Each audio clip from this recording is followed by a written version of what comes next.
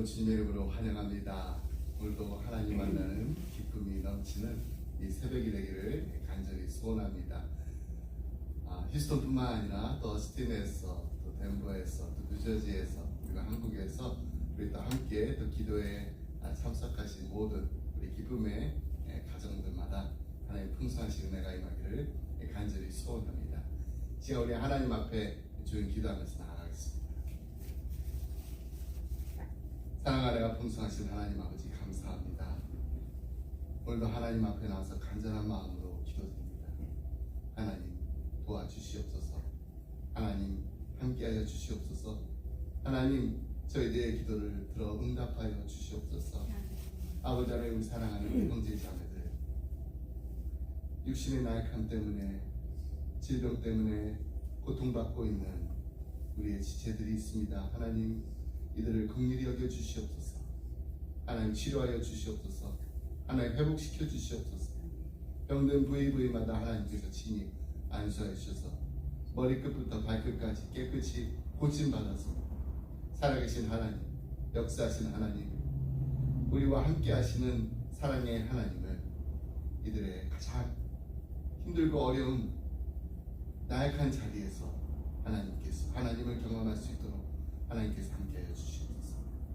하나님 이 시간에 간절한 마음을 기도합니다. 우리 사랑하는 우리 자녀들을 위해서 기도합니다. 우리의 손주들을 위해서 기도합니다.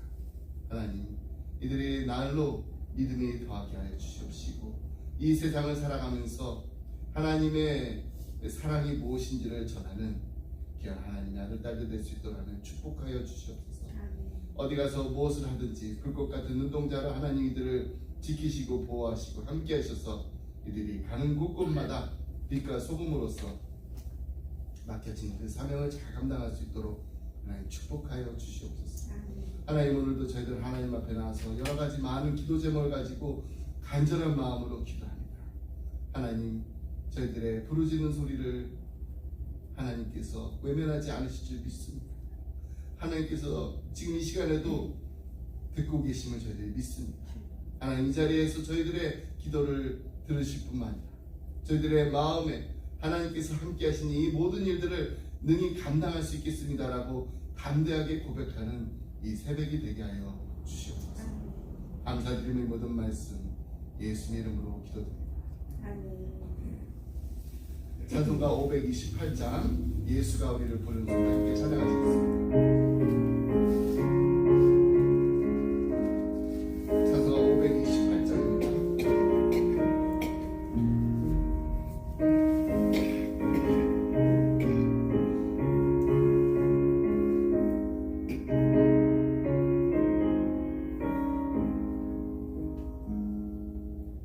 예수가 우리를 부르는 소리 음성 부드러워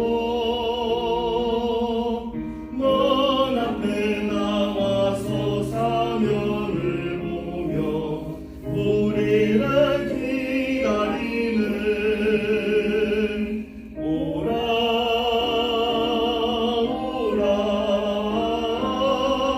방황치 말고 오라 죄 있는 자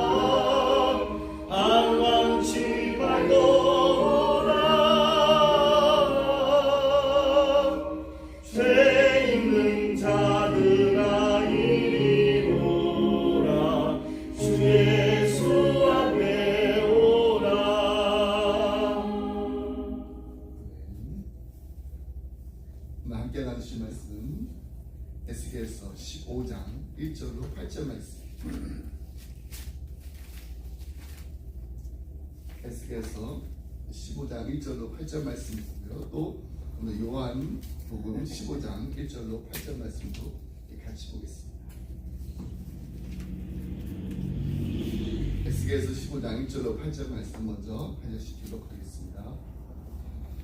여호와의 말씀이 내게 임하여 이르시되 인자야 포도나무가 모든 나무보다 나은 것이 무엇이냐? 숲속의 여러 나무 가운데 나무가 나은 것이 무엇이냐? 그 나무를 가지고 무엇을 제조할 수 있겠느냐? 그것으로 무슨 그릇을 걸못을 만들 수 있겠느냐? 불에 던질 때감이 되리라. 불이 그 두 그릇을 사용하고 그 가운데로 태웠으며 제주에 무슨 소용이 있겠느냐? 그것이 온전할 때에도 아무 제조에 합당하지 아니할 것은 하물며 불에 살라지고 탄 후에 어찌 제조에 합당하겠느냐? 그러므로 주 여호와께서 이같이 말씀하셨습니다. 내가 그 가운데에 있는 포도나무를 불에 던질 때감이 되게 할 것 같이 내가 예루살렘 주민도 그같이 할지나. 내가 그들을 대적한즉 그들이 그 불에서 나와도 불이 그들을 사르리니 내가 그들을 대적할 때 내가 여호와인 줄 너희가 알리라. 내가 그 땅을 황폐하게 하리니 이는 그들이 공평함이라. 나 주 여호와의 말이라 하시니라. 우리 요한복음 15장 1절로 8절 말씀을 같이 보겠습니다. 요한복음 15장 1절로 8절 말씀.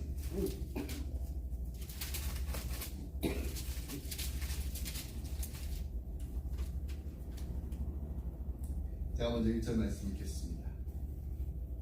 나는 참 포도나무요 내 아버지는 농부라. 그는 내게 들려서 열매를 맺지 아니하는 아버지께 그를 제거해 보시고 우리를 열매를 맺는 받는 더 열매를 하려 아버지께 깨닫게 하십니다. 너희는 내가 일러준 말로 이미 깨끗하여졌으니 내 안에 거하라 너도 너희 안에 거하라. 여러 가지가 있는 것도 되지 아니하며 스스로 열매를 맺을 수 없음 같이 너희 안에 있지 아니하며 그러하리라. 나는 포도나무여 너희는 가지라. 내가 내 안에 내가 그 안에 거하면 사람이 열매를 많이 맺나니 나를 떠나서는 너희가 아무것도 할 수 없습니다. 사람이 내 안에 거하지 아니하면 같이 저를 밖에 버려져 마르나니 사람들이 그들을 모아다가 불에 던져 사르느니라. 너희가 내 안에 거하고 내 말이 너희 안에 거하면 무엇이든지 원하는 대로 구하라. 그리하면 이루리라. 너희가 열매를 많이 맺으면 내 아버지께서 영광을 받으실 것이요 너희는 내 제자가 되리라. 아멘. 오늘 우리 함께 읽은 에스겔서 15장 말씀은 에스겔서에 나오는 그 많은 비유들이 있잖아요. 그나마 이해하기 쉬운 비유입니다. 왜냐하면 신약에 나온 예수님의 그 비유들 중에 우리가 잘 아는 포도나무 비유가 있기 때문입니다. 이 포도나무 가지와 같은 우리가 이 포도나무이신 주님께 붙어 있을 때 당연히 맺어야 할 그 열매가 있다라고 가르치신 예수님의 그 비유처럼 오늘 에스겔에서도 보면은 이 포도나무의 그 비유를 들면서 열매를 맺지 못하는 포도나무는 아무 쓸모가 없다라는 것을 이스라엘 백성들에게 전하고 있습니다. 그러면서 그 비유에 대한 해석을 이렇게 하고 있어요. 6절부터 8절 말씀 다시 보겠습니다. 그러므로 주 여호와께서 이같이 말씀하셨느니라. 내가 숯불 가운데 있는 포도나무를 불에 던질 땔감이 되게 한 것 같이 내가 예루살렘 주민도 그같이 할지라. 내가 그들을 대적한즉 그들이 그 불에서 나와도 불이 그들을 사르리니 내가 그들을 대적할 때에 내가 여호와인 줄 너희가 알리라. 내가 그 땅을 황폐하게 하리니 이는 그들이 범법함이니 나 주 여호와의 말이니라 하시니라. 이 포도나무의 가치는 오직 그 나무가 맺는 열매에 있습니다. 그러니 열매를 맺지 못하면 아무 쓸모가 없는 것입니다. 쓸모없는 포도나무는 불에 던져질 땔감이 되는 것과 같이 하나님께서는 포도나무인 이스라엘을 무서운 그 심판의 불 가운데 던져 버리실 거라고 말씀하십니다. 하나님의 택함을 받은 민족이라는 이 특권의식과 또 자부심만 가득했을 뿐 하나님의 말씀을 경외하고 순종함으로 열매를 맺어야 되는데 열매를 맺지 못한 이스라엘을 하나님께서는 기다리고 또 기다리셨습니다. 하지만 계속해서 이 타락의 길을 걸어가는 이스라엘을 하나님께서는 더 이상 그냥 보고만 계실 수 없으셨습니다. 결국 이들은 하나님의 심판을 받게 되고 예루살렘 성전은 바벨론에 의해서 불타버리게 되었습니다. 백성들은 바벨론의 포로로 다 끌려가게 됩니다. 이로써 이스라엘은 완전히 멸망하고 말았습니다. 이것은 신약성경에서 예수님께서 말씀하신 것과 같은 이야기입니다. 마태복음 5장 13절 말씀을 보게 되면 너희는 세상의 소금이니 소금이 만일 그 맛을 잃으면 무엇으로 짜게 하리요? 후에는 아무 쓸데없어 다만 밖에 버려져 사람에게 밟힐 뿐이니라 라고 우리 주님께서 말씀하셨습니다. 짠맛을 잃어버리면 소금은 더 이상 존재할 필요가 없습니다. 예수님께서 말씀하신 대로 짠맛을 내지 못하는 소금은 그냥 밖에다 다 버려져서 사람들의 발에 밟힐 뿐입니다. 우리 크리스천들도 마찬가지입니다. 하나밖에 없는 독생자 예수 그리스도를 아낌없이 십자가에 내어주신 그 놀라우신 그 사랑으로 말미암아 우리의 모든 죄가 다 사해졌고 이제 우리는 하나님의 거룩한 자녀가 됐습니다. 거룩하신 자녀, 하나님의 거룩한 자녀로 삼아주셨는데 이 기쁜 소식을 우리가 우리의 입술로 그리고 또 우리의 삶으로 전하지 못한다면은 우리도 이스라엘 백성들처럼 선택받았다라는 그런 특권심만 가지고 자부심만 가득할 뿐 아무런 열매를 맺지 못하는 삶을 우리도 살 수 있는 것입니다. 그래서 우리는 다시 한번 우리 주님께서 들려주신 이 포도나무의 비유를 통해서 어떻게 하면 우리가 열매를 맺는 삶을 살 수 있는지를 깨달아야 합니다. 우리 주님께서 분명히 말씀하십니다. 어떻게 하면 열매를 맺을 수 있는지, 어떻게 하면 열매를 맺을 수 있을까요? 네, 그것은 바로 우리가 주님 안에 거할 때, 주님과 함께 할 때 열매를 맺을 수가 있습니다.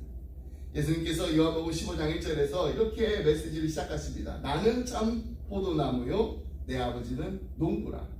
계속해서 5절 말씀을 보면은 나는 포도나무요 너희는 가지라. 그가 내 안에 내가 그 안에 거하면 사람이 열매를 많이 맺나니 나를 떠나서는 너희가 아무것도 할 수 없음이라고 분명히 말씀하십니다. 종교개혁자 칼빈은 이 말씀에 묘사된 주님이 우리 안에 우리가 주님 안에 막힘없이 거하는 이 상태를 가리켜서 신비적인 연합이라는 표현을 사용했습니다. 신비적인 연합이다. 그렇습니다. 우리를 구원하시고 우리의 삶의 주인이 되신 우리 주님과 우리의 관계는요, 이 세상의 어떤 관계보다도 더 놀랍고 신비한 연합의 관계입니다. 우리가 예수님을 믿는 그 순간부터 우리는 이 신비한 교제 속에 들어가게 됩니다. 그러나 이 교제의 성격은 신비한 것이지만은 이 교제의 결과는 결코 신비하지 않습니다.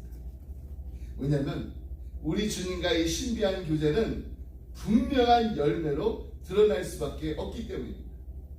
그러므로 우리는 날마다 주님 안에서 주님과 하나 되어 주님과 교제하게 되면은 열매를 맺을 수가 있습니다.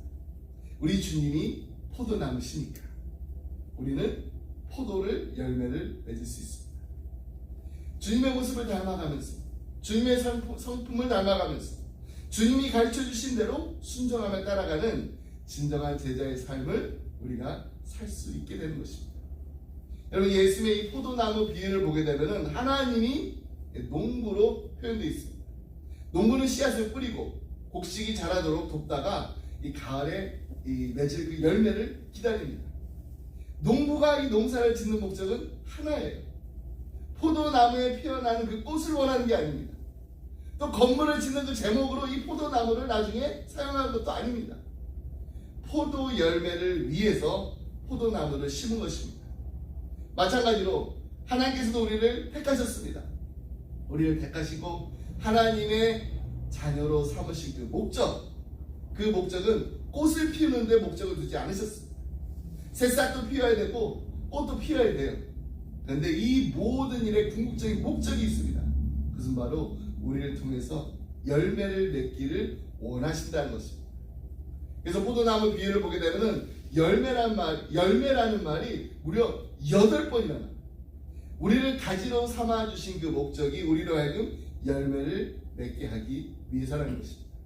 그리고 그 열매는 우리의 삶으로 맺어지는 그 열매를 말하는 것입니다. 어떤 열매를 말하는 것인가? 우리가 너무나도 잘 아는 갈라디아서 5장 22절로 23절 말씀. 오직 성령의 열매는 사랑과 기락과 화평과 오래 참음과 자비와 양성과 충성과 온유와 절제니 이 같은 것을 금지할 법이 없느니라. 사랑이라 화평과 인내 자비와 양성 충성 온유와 절제이지요. 여러분 우리 이런 찬양도 부르잖아요. 여러분 우리의 삶 속에 입도 필요합니다. 꽃의 아름다움도 필요합니다. 또 향기로움도 필요해요. 그러나 이 포도나무에게 열매가 없으면은 아무 쓸모가 없게 되는 것입니다. 하지만 이 열매라는 게 그냥 열매 스스로 내가 열심히 노력해서 맺어지는 게 아닙니다. 내가 아무리 원한다고 해도 열매 스스로는 불가능합니다. 그래서 하나님께서는 열매를 맺어라! 너 꼭 맺어야 돼! 이렇게라고만 말씀하지 않으시고요. 어떻게 하면 우리의 삶의 열매를 맺을 수 있는지에 대해서 분명하게 말씀해 주십니다. 요한복음 15장 4절로 6절 말씀입니다. 오늘 에스겔에서 우리 15장에 나오는 이 포도나무 비유에 대해서 말씀을 나누고 있는데요. 예수님의 이 포도나무 비유를 보면은 요한복음 15장이에요. 근데 오늘 우리가 읽은 게 에스겔에서 15장 1절로 8절이잖아요. 근데 또 포도나무 비유가 요한복음 15장 1절로 8절에 나옵니다. 제가 4절부터 말씀드리겠습니다. 내 안에 거하라. 나도 너희 안에 거하리라. 가지가 포도나무에 붙어있지 아니하면 스스로 열매를 맺을 수 없음같이 너희도 내 안에 있지 아니하면 그러하리라. 나는 포도나무요 너희는 가지라. 그가 내 안에 내가 그 안에 거하면 사람이 열매를 많이 맺나니 나를 떠나서는 너희가 아무것도 할 수 없습니다. 사람이 내 안에 거하지 아니하면 가지처럼 밖에 버려져 마르나니 사람들이 그것을 모아다가 불에 던져 사르느니라. 우리가 열매를 맺으려면 어떻게 된다고요? 예수님 안에 거하면 된다는 것입니다. 하지만 예수님으로부터 멀리 떨어진 가지는 열매를 맺을 수 없다고, 절대 열매 맺지 못한다라고 분명히 말씀하고 계십니다. 우리 열매를 맺지 못한 가지는 어떻게 되나요? 아무 쓸짝이 없기 때문에 그냥 밖에 버려져서 생명을 빼앗기고 말라 비틀어져서 결국에는 불에 던져진다는 이런 무서운 말씀까지 하십니다. 오늘 에스겔서에서 우리가 함께 읽은 메시지와 동일한, 여러분 열매를 맺는 가지와 열매를 맺지 않는 가지에는 큰 차이점이 있습니다. 열매를 맺지 못하면은 그냥 잘라 버린다. 우리라도 열매를 맺는 그 풍성한 삶을 살기를 원하시는 그 주님이 열매가 없으면은 그냥 잘라 버리시겠다라고 말씀하십니다. 그 이유는 어디에 있을까요? 그냥 그대로 두면은 아무런 쓸모가 없기 때문입니다. 자신에게만 쓸모가 없을 뿐만 아니라 이 다른 사람들에게도 방해를 주기 때문입니다. 이 포도나무 농사하시는 분들이 이 가지치기를 하십니다. 꼭 포도나무 이 농사뿐만 아니라 여러분 이 가정에서도 이렇게 농사하시는 분들 이거 많이 하세요. 정말 많은 시간을 투자해가지고 가지치기를 하십니다. 가지치기를 하지 않고 그냥 내버려 두면은 새순이 이렇게 돋아나는데 방해를 주기 때문입니다. 어떤 사람이 도시의 삶에 이제 지쳐가지고 귀농을 선택했다 합니다. 맑은 공기, 아름다운 새소리, 담장 옆집으로 이렇게 이 포도나무 이렇게 막 넝쿨이 막 이렇게 넘어오는 거 보면서 너무나 행복했어요.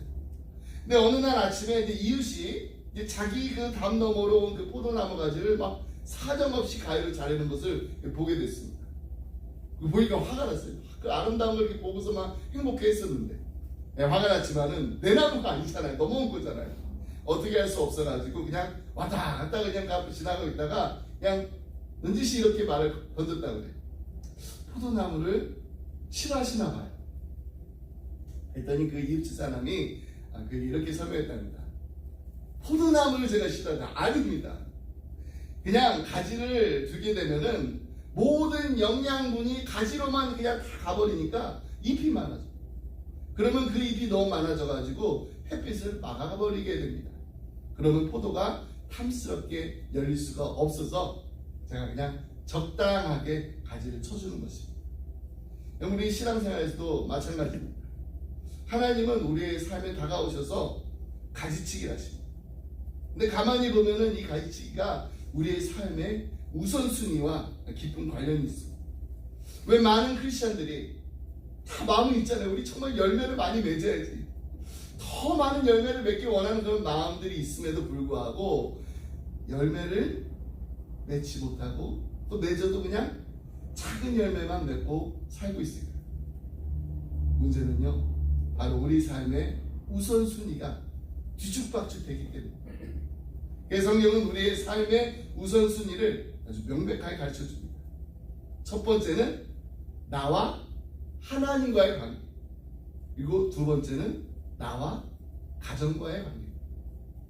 부산 영안교회 그 담임 목사님이신 이 박정근 목사님 계신데, 이 박정근 목사님이 예전에 그 달라스에 이제 유학 오신 적 있어요.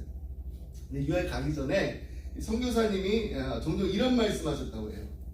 가정과 교회 둘 중 하나만 택해야 한다면은 가정을 택해야 합니다. 선교사님이 목사님한테 한 말씀입니다.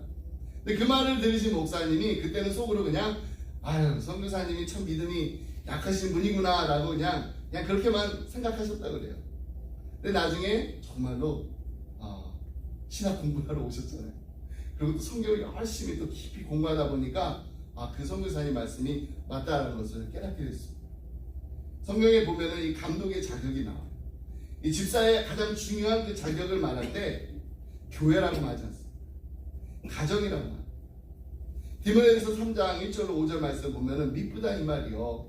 곧 사람이 감독의 직분은 어디를 하면 선한 일을 사모하는 것이라 함이로다.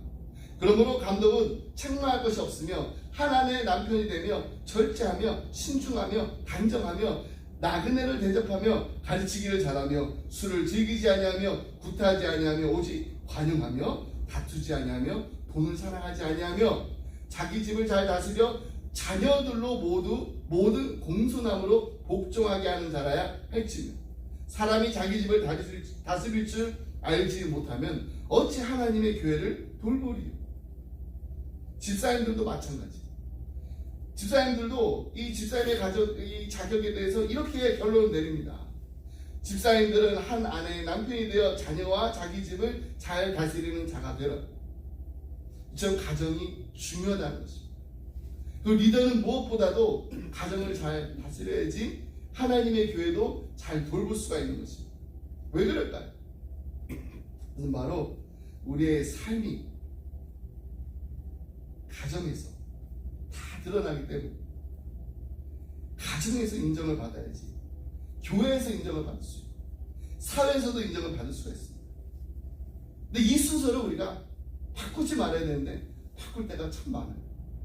여러분, 제가 정말 이렇게 교회에서 이렇게 인정을 받아요.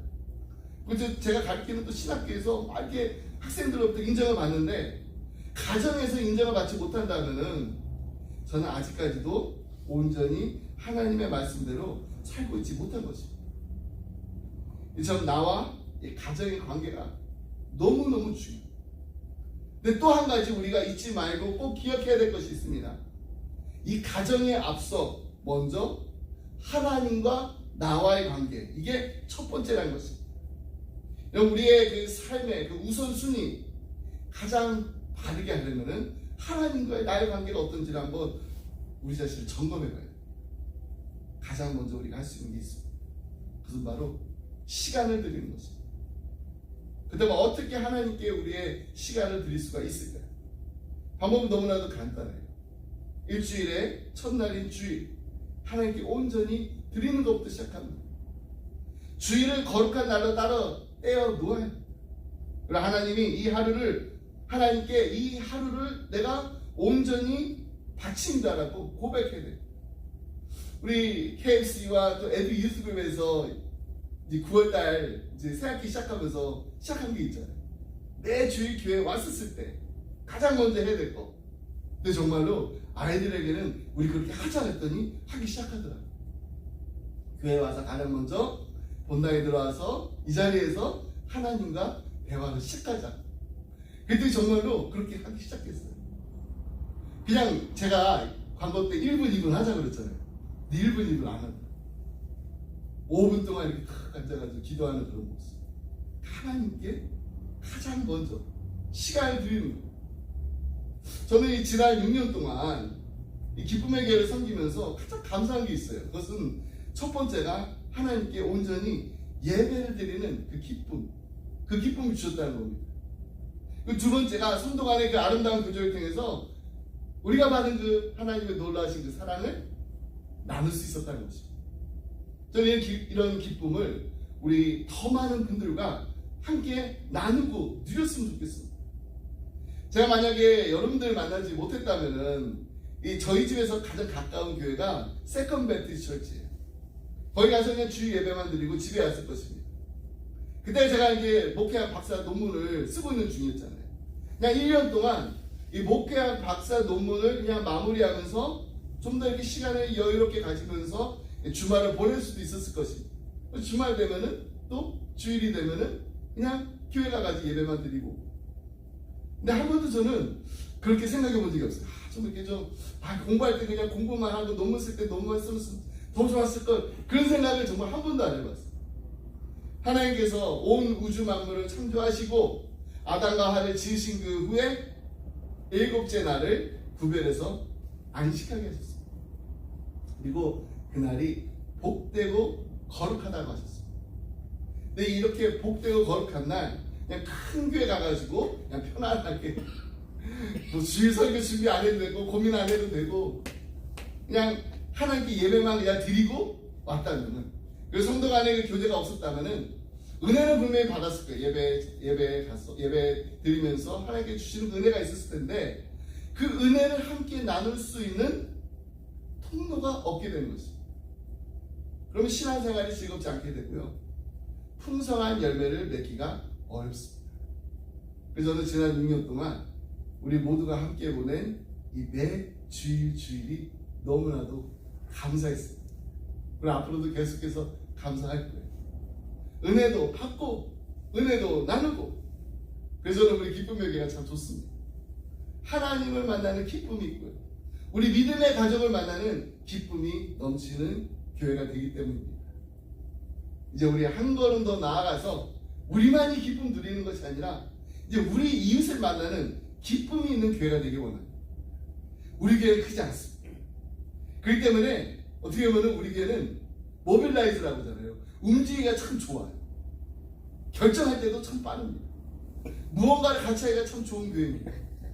이웃 교회들과 함께하고 또 지역사회를 섬기는 일, 앞장서 나가는 이 기쁨이 넘치는 우리 기쁨의 교회가 되기를 간절히 소원합니다. 그러기 위해서 다시 한번 우리가 기억해야 될 거, 가장 중요한 거, 그것은 바로 우리는 다 가지다. 우리는 다 가지입니다. 가지는 원주기가 아니고, 그러니까 우리는 그냥 가지로서 우리 주님 옆에 이렇게 딱 붙어 있기만 하면 되는 것입니다. 근데 우리가 붙어 있어야 되는 그 이유가 그냥 살아남기 위해서, 그냥 살아나면 어떻게든 살아나가야 되니까 그것이 아니라고 우리 주님께서 분명히 말씀하셨습니다. 요한복음 15장 8절 말씀입니다. 너희가 열매를 많이 맺으면 내 아버지께서 영광을 받으실 것이요 너희는 내 제자가 되리라. 우리가 주님께 붙어 있어서 우리의 삶에 열매를 많이 맺게 되면은 하나님께 영광을 돌리는 삶을 살게 된다는 것입니다. 이것이 바로 하나님께서 우리를 부르신 목적입니다.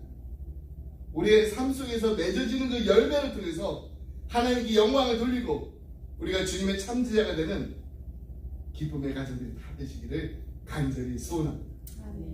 우리 기쁨의 가정들이 이제 넉 달 남았습니다. 2023년도 그 한 해를 이제 마무리하면서 다른 무엇보다도 우리만이 기쁨 누리는 것이 아니라 이웃을 섬기고 우리가 받은 바 은혜를 나누고 베푸는 이 기쁨이 넘치는 열매가 풍성하기를, 그래서 하나님의 얼굴에 미소 짓게 하는 풍성한 열매를 주렁주렁 맺으시기를 주님의 이름으로 축복합니다. 기도하겠습니다. 하나님 아버지 감사합니다. 예수님이 우리의 참 포도나무가 되시고 우리는 가지로서 주님께 잘 붙어서 열매를 맺으라는 이런 놀라운 축복을 누리며 살게 하시니 감사합니다. 2023년도 이 가을에는 하나님께 풍성한 열매를 드릴 수 있는 은혜를 내려 주옵소서. 그래서 하나님께 영광 돌리는 예수님의 참 제자들이 되게 하여 주옵소서. 우리의 가정을 축복하여 주시고 우리의 자녀들을 축복하여 주시옵소서. 부모인 우리가 먼저 하나님이 넘버원이 되는 삶을 사는 것을 보고 우리의 자녀들도 하나님께 온전히 드려지는 아름다운 삶을 살게 하여 주옵소서. 여호와 삼마 하나님이 우리 사랑하는 자녀들의 하나님이 되어주셔서 어디에 가서 무엇을 하든지 항상 이들과 함께 해주시고 무엇보다도 우리의 사랑하는 자녀들이 하나님으로부터 받은 이 놀라운 사랑을, 이 축복을 우리 이웃들에게 베풀기에 힘쓰는, 그리고 하나님의 기뻐하시는 하나님의 자녀들이 되게 하여 주옵소서. 이 모든 말씀 우리를 사랑하신 예수 그리스도 이름으로 기도드립니다. 아멘. 주님께서 가르치신 기도 함께하고 이 개인 기도로 계속해서 나아가겠습니다. 하늘에 계신 우리 아버지, 이름이 거룩히 여김을 받으시옵소서. 나라의 마옵시며 뜻이 하늘에서 이루어진 것 같이 땅에서도 이루어지고, 오늘 우리에게 일용할 양식을 주옵시고 우리가 우리에게 죄 지은 자의 사하여 준 것 같이 우리의 죄를 사하여 주옵시고 우리 손을 대지 말게 하옵시며 다만 여기서 벌어주소서. 의 나라 권세의 영광이 아버지께 영원히 쌓옵나이다. 아멘.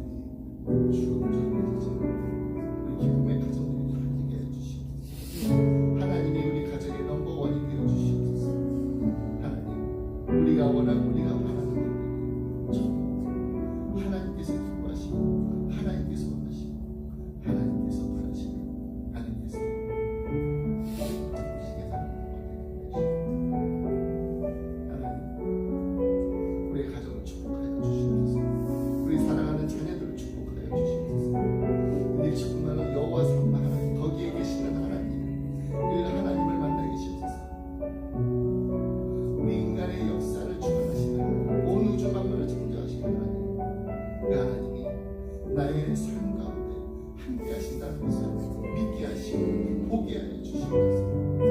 아버지 하나님, 이들이 정말로 하나님이 나와 함께 하십니다. 하나님께서 나를 지켜주십니다. 하나님의 구원의 그 능력이 오늘날로 이들을 부어주시고 안아주시고 이끌어주시옵소서. 하나님, 이 세상에 살면서 하나님의 자녀로서 승리하며 살게 해주시옵소서. 하나님의 자녀로서 하나님의 영광을 살게 해주시옵소서.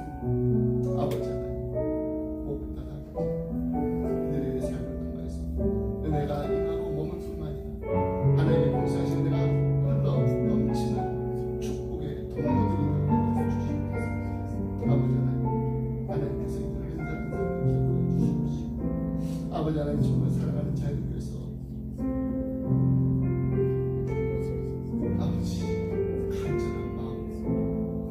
아버지는 기도합니다. 아버지, 어머니에게, 할아버지에게, 할머니에게 하나님께서 해주시옵소서. 이 시간에 아버지를 사랑하는 성도들을 위해서 기도합니다. 아버지는 그들의 가정마다 하나님께서 함께해 주시옵소서. 오늘도 하나님의 풍성하신 아버지를 해주시옵소서. 아버지는 주여 시작 아버지, 아버지는 치료받고 있는 가정들, 아버지는 주여 치료해 주시옵소서. 회복시켜 주시옵소서. 하루 속히 아버지는 주여 힘들고 어려운 시간에 아버지는 내 마음을 내려주시옵소서. 아버지는 주여 도와주시옵소서. 마음의 아버지 주여